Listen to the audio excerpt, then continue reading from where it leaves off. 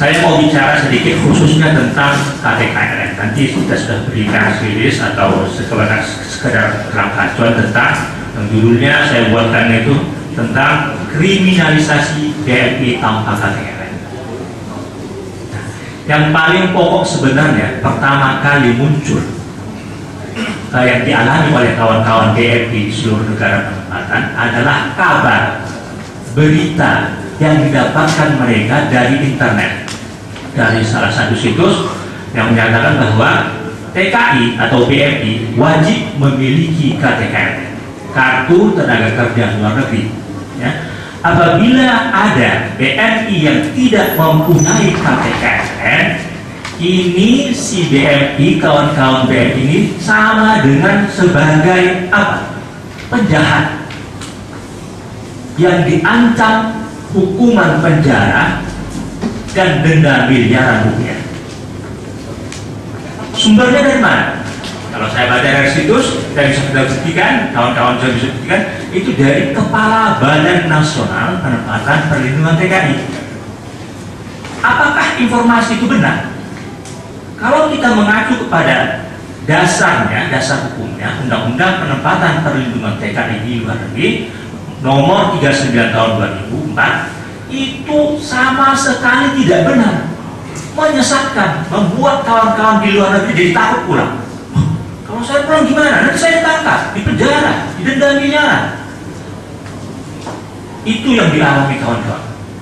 Bukan tidak ada informasi ya, ada informasi disampaikan oleh Kepala Badan BNP 2D, tapi isinya itu menyesatkan. Karena kalau kita baca Undang-Undang Keterbukaan Informasi Publik, penyampaian informasi yang sesat yang tidak benar itu adalah tindakan kriminal, apalagi kalau dia menimbulkan kerugian bagi yang bersangkutan.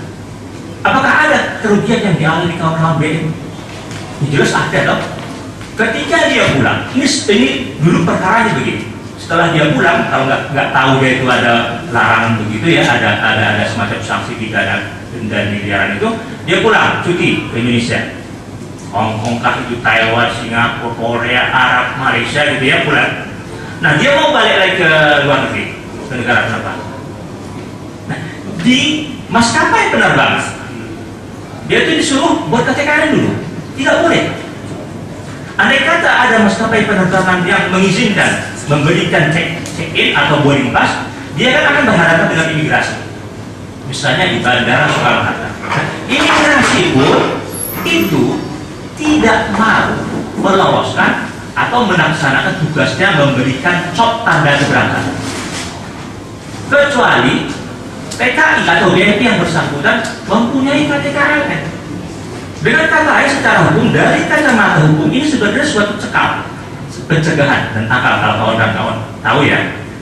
Itu sebenarnya ada SOP-nya pencegahan. Ada tindakan yang dilakukan, tindakan pencegahan yang dilakukan oleh pejabat imigrasi di tempat pemeriksaan imigrasi TPI, baik itu di bandara udara ataupun di pelabuhan ataupun di tempat-tempat perbatasan di Enkom misalnya ya, di Nunukan gitu.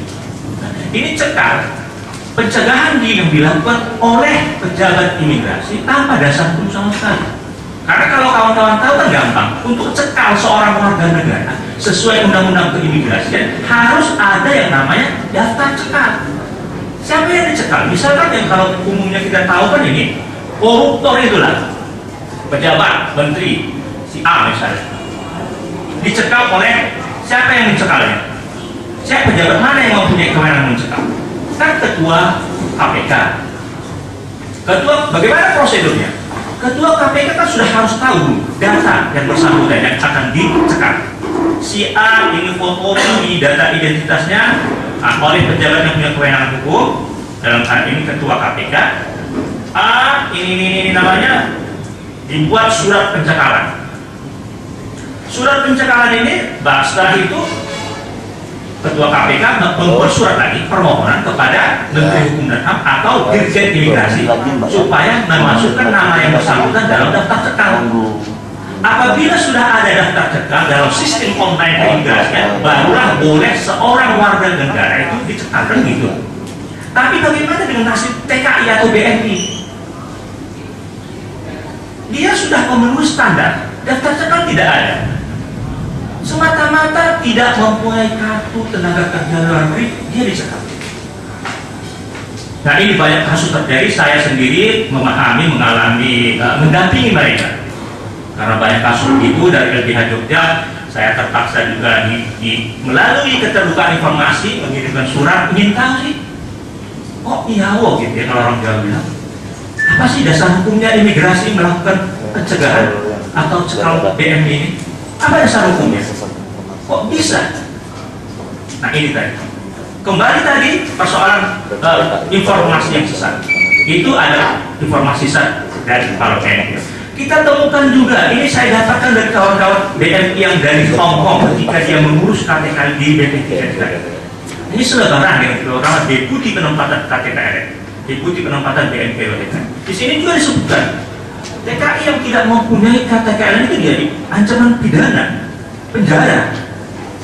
Padahal tidak ada dalam undang-undang penempatan perlindungan TKI yang pelakunya yang diancam pidana adalah PPTKIS atau PJTKI yang kita kenal ya. Kalau dia menempatkan TKI atau BNI tanpa KTK, dia yang dipidana, bukan TKI-nya. Ini sangat disayangkan. Bagaimana kok bisa?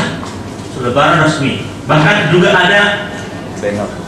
Banner. Saya jumpa itu ketika di Bandara Soekarno-Hatta. Saya temukan banner. Ya, teman-teman. Jadi maskapai penerbangan, imigrasi dan orang-orang sekitar bandara tahunya TKI itu penjahat. Makanya kalau dia tidak punya KTM sama dengan penjahat. Jadi diperlakukan seperti penjahat. Kalau dia mau terbang ke luar negeri itu penjahat, harus dicekal. Dasarnya apa? Nggak ada dasarnya kan gitu kan? Cuma omongan. Saya tanya kepada orang-orang imigrasi, petugas imigrasi dari bandara mana tuh? Semarang, Solo, dari Jogja, saya mendampingi melalui telepon saja. Ada kawan-kawan yang mau minta pendampingan kepada saya, yang melalui akun Facebook Hapus KTKRN. Kita buat untuk kampanye Hapus KTKRN. Dari seluruh negara penempatan lapor ke situ. Oke, ini saya nomor saya, hubungi saya ketika akan kawan-kawan mau terbang, gitu ya. Nama, paspor, nomor paspor, kapan terbangan jadwalnya. Sampai jam 12 malam ya itu. Biasanya juga Soekarno-Hatta Hong Kong itu jam 12 malam saya tungguin. Kayak gitu ya. Saya tanya kepada imigrasi yang mau mencekal itu, mencegah itu. Apa? Kok kalian bisa mencekal sementara kan dia tidak ada daftar cekalnya? Kalian kan tahu bekerja berdasarkan undang-undang keimigrasian. Kalian ini tunduknya kepada undang-undang keimigrasian atau undang-undang penempatan perlindungan TKI kan bisa tanya.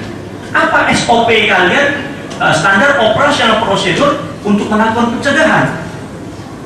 Mestinya kan ada daftar sekarang. Dia ini kan klien saya ini, kawan kita ini, ya, si Fendi misalnya atau siapa, si Ani misalnya itu, dia kan tidak ada daftar cekal. Jangan kalian cekal.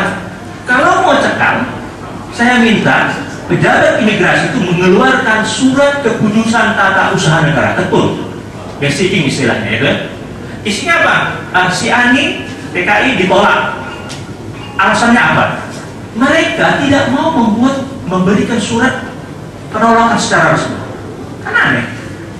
Saya bilang, kalau kalian mengeluarkan surat itu akan kita gugat ke pengadilan tata usaha negara.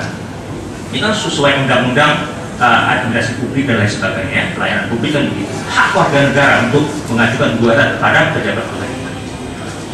Diminta surat keputusan itu tidak mau, tapi tetap ngeyel, tetap mereka mau mencekal, tak bisa terbang.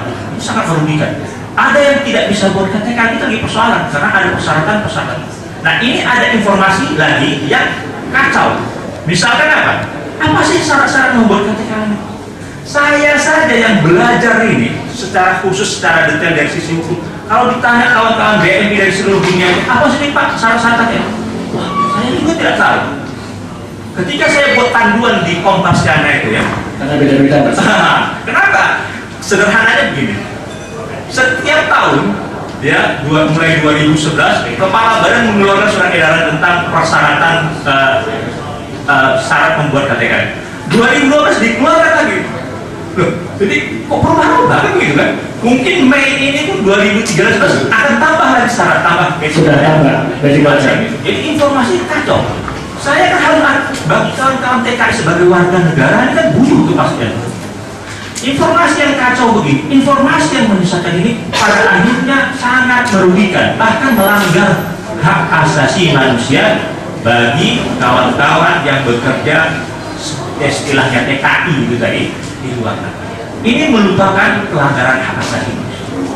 Dalam kacamata LBH inilah yang dikategorikan sebagai yaitu kejahatan struktural tadi. Bagaimana mungkin dalam satu berbagai macam instansi kompak atas nama koordinasi melakukan pencekalan tanpa dasar hukum. Jadi ceritanya, kenapa kok bisa imigrasi tadi melakukan pencekalan? Rupanya kepala badan mengeluarkan surat edaran melakukan koordinasi dengan berbagai instansi termasuk polisi.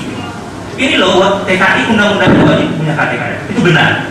Tapi ketika TKI tidak mempunyai KTKN, semestinya prosedur pencegahan dia harus sesuai dengan undang-undang keimigrasian, harus namanya masuk daftar terkan. Apa mungkin itu dilakukan? Nah, yang anehnya lagi, yang lucunya dari sisi hukum ini bentuk penyalahgunaan kekuasaan. Sebenarnya pejabat yang mempunyai kewenangan hukum melakukan pencegahan keberangkatan BNI tanpa KTKN itu adalah Menteri Tenaga Kerja luar negeri, bukan kepala badan. Kenapa kewenangan ini diambil alih kepala badan? Dia tidak punya kewenangan, tapi melakukan pencekalan, meminta kepada imigrasi melakukan pencekalan. Ini bentuk penyalahgunaan kekuasaan. Ya, menurut Torres, oke? Kita cukupkan dulu mungkin. Ini tersambung dengan kawan-kawan